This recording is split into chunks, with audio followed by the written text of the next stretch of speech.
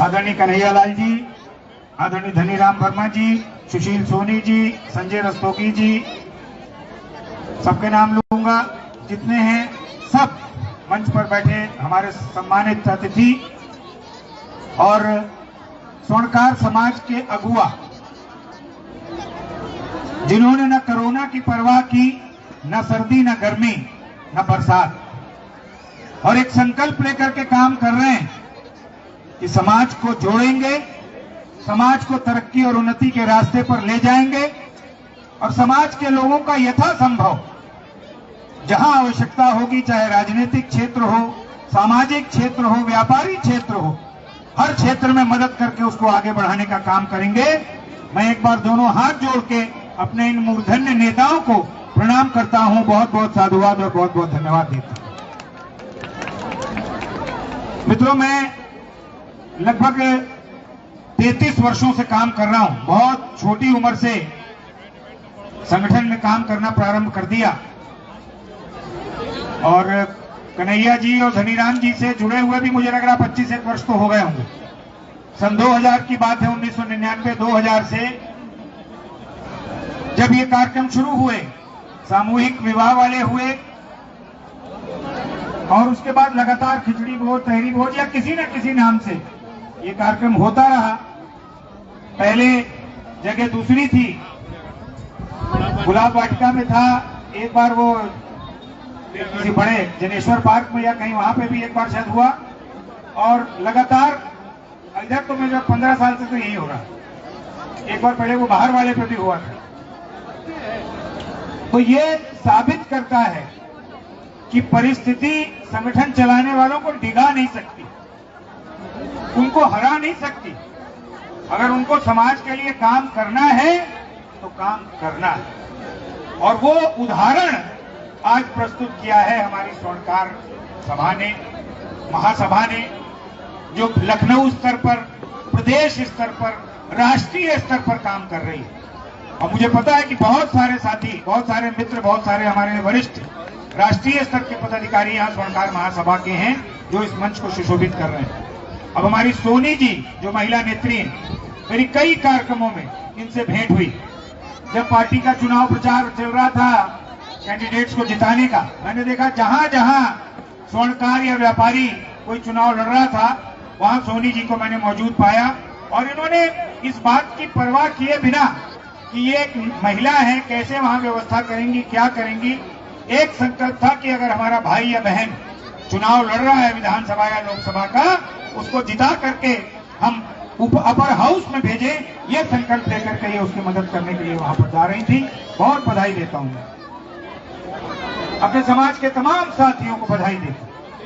और नौजवानों से एक बात मैं कहना चाहता हूं, जो नौजवान हमारे समाज के हैं उनसे एक बात मैं विशेष रूप से कहना चाहता हूं। हम आज जो कुछ हैं, चाहे व्यापार के क्षेत्र में, चाहे सामाजिक क्षेत्र में, या अगर हम किसी कंपनी में काम कर रहे हैं, मल्टीनेशनल में, या किसी भी सरकारी विभाग में काम कर रहे हैं, हम जो कुछ हैं वो अपने माता पिता की वजह से, अपने समाज के संरक्षण की वजह से।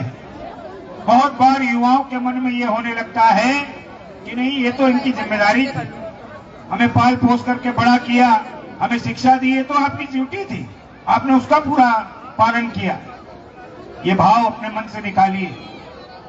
माता पिता भी अगर चाहें तो वो सिर्फ और सिर्फ अपने लिए सोच सकते हैं। उनको क्या करना है कि बहुत अच्छी शिक्षा मिले, वो उससे गाड़ी घोड़ा खरीद करके और विदेश घूमने जा सकते हैं, जो भी उनके पास जमा पूंजी है। लेकिन नहीं, ये भारत के संस्कार हैं और इसी का अंतर है। भारत और विदेश का यही एक अंतर है। हमारे यहाँ माता पिता अपनी चिंता बाद में करते हैं, पहले बच्चों की और अपने माँ बाप की चिंता करते हैं। और विदेशों में 6 और 7 साल की आयु के बाद माता पिता भूल जाते हैं कि हमारे बच्चे भी हैं, चाहे वो अमेरिका हो, चाहे वो लंदन। इसलिए हर युवा, चाहे वो लड़का हो, लड़की हो, उसको ये भाव हमेशा मन में रखना चाहिए कि इस जीवन में, क्योंकि भगवान को तो आपने देखा नहीं, हमने देखा नहीं, हम लोग सिर्फ पूजा करते हैं कि वो हमारे आराध्य हैं, लेकिन वास्तव में हम जिनको सम्मान दें, जिनको आदर दें, जिनकी पूजा करें, वो अगर कोई है तो हमारे अपने माता पिता हैं, हमारे अपने माँ बाप हैं। हम प्राथमिकता पर उनको सम्मान दें, सबसे पहले उनकी बात को सुनें। ये मेरा अपने नौजवान साथियों से आग्रह है। एक और आग्रह मैं आपसे करना चाहता हूं आज इस अवसर पर, जहां हम लोग ये वार्षिक उत्सव अपने स्वर्णकार महासभा का आयोजित कर रहे हैं। एक प्रचलन जो चल रहा है, बहुत से वर्षों से चल रहा है, मैं अनुरोध करूंगा अपने तमाम साथियों से जो यहां मंच पे बैठे, मेरी बात को जरा गंभीरता से सुनिए। हम सब के परिवारों में ये चलन आ गया, 1 जनवरी आई तो हैप्पी न्यू ईयर की बधाइयां देना शुरू कर दी। सबके मोबाइल पर भैया नया वर्ष, happy new year, happy new year. मैं आप सबसे पूछना चाहता हूं, कोई मुझे बता दे कि 1 जनवरी को क्या नया होता है कि हम नया वर्ष मना रहे हैं भारत में? सोनी बताइए, कुछ नया होता है? अंग्रेजी में कैलेंडर। कोई अगर बता दे कि 1 जनवरी को ये काम नया हो रहा है, रस्तोगी जी बताइए, चौक वाले हमारे, 1 जनवरी को कुछ नया होता है? नव वर्ष होता है अंग्रेजों का। अंग्रेजों का होता है, आप अंग्रेज थोड़ी हैं। सभ्यता को मगर ये जो अगर मगर है, इसको भी ठीक करने का काम समाज करेगा, और आप जैसी बड़ी सभाएं करेंगी, आप जैसी बड़ी संस्थाएं करेंगी जो पूरे समाज का नेतृत्व करेंगे।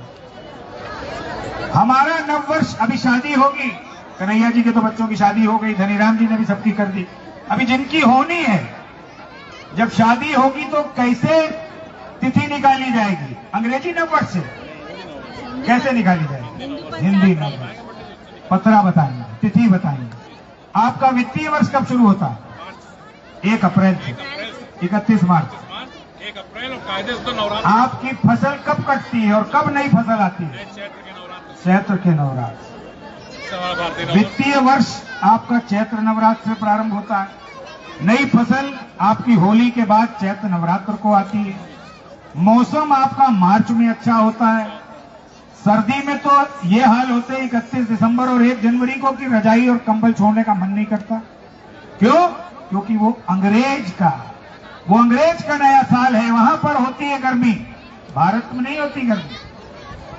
इसलिए ये आग्रह आपसे करूंगा मैं, आदरणीय कन्हैया जी से भी, धनीराम जी से भी, और अपने जितने अगुआ यहां बैठे हैं, एक कार्यक्रम का आयोजन चैत्र शुक्ल प्रतिपदा को भी कीजिए अपनी संस्था की तरफ से। 30 मार्च 2025 और आपका विक्रम संवत होगा 2082। भारतीय जो वर्ष है 2082 विक्रम संवत, और अंग्रेज की तिथि जो ये कैलेंडर वर्ष है उसके हिसाब से 30 मार्च है। अभी 2 महीने से ज्यादा का समय आपके पास है, 65-66 दिन है। अभी से एक योजना बना ले आदरणीय कि भारतीय नववर्ष के प्रथम दिन अपना समाज एक कार्यक्रम करेगा, चाहे कुड़िया घाट पर करे या कहीं करे, लेकिन उसकी नींव एक डाल दीजिए। और मैं विश्वास से कहता हूं, जितना सफल और जितना सुंदर कार्यक्रम वो होगा, उससे बेहतर कार्यक्रम आपका आज तक कभी नहीं हुआ होगा। ये भी अगर अभी से आप प्रारंभ कर लेंगे तो इसको करेंगे। हम एक भारतीय नववर्ष स्वागत समिति का गठन कर रहे हैं। कल अपने राष्ट्रीय स्वयंसेवक संघ के जो अवध प्रांत के प्रचारक हैं आदरणीय कौशल किशोर जी, वो थे उस बैठक में, उनकी भी पूरी सहमति मिली। उसमें मैं आपने समाज के 2 प्रतिनिधियों को जरूर जोड़ना चाहूंगा, उसमें कन्हैया जी को और आदरणीय धनीराम जी को जोड़ते हुए वो पूरे नववर्ष के आयोजन की समिति है। और हम लोग पूरे लखनऊ से लेकर पूरे प्रदेश में, पूरे भारत में ये प्रयास करेंगे कि भारतीय नववर्ष हर बाजार में दिखे। लोग जो 1 जनवरी की बधाई देते हैं उससे 10 गुना बधाई वो एक जो आपका नया वर्ष आ रहा है चैत्र शुक्ल प्रतिपदा 30 मार्च का, उसकी बधाई है। उनको पता तो लगे, हमारी इस युवा पीढ़ी को तो पता हो तो कि हमारी गणना क्या है। खाली शादी जानेंगे कि हमारी शादी हो रही तो हमारी तिथि है।